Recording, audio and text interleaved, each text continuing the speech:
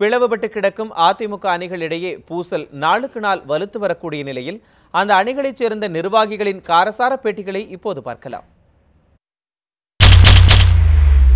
திரு திண்டுக்கல் சீனிவாசனை கழகத்தினுடைய பொருளாளராக போட்டிருக்காங்க.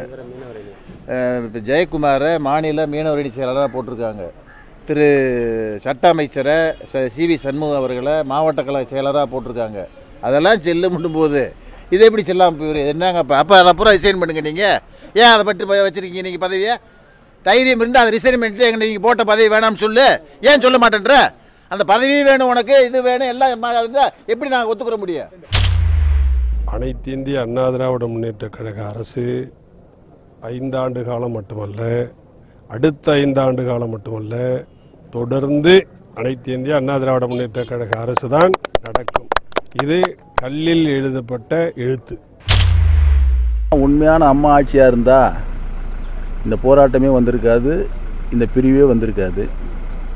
உண்மையான அம்மா ஆட்சி இல்லாத காரணத்தினால தான் அம்மாவால் கொண்டு வரப்பட்ட இந்த ஆட்சியை பார்த்து எதிர்க்கட்சிகள் சிரிக்கக்கூடாது, மக்கள் அழக்கூடாது என்பதற்காகத்தான் இந்த போராட்டம்.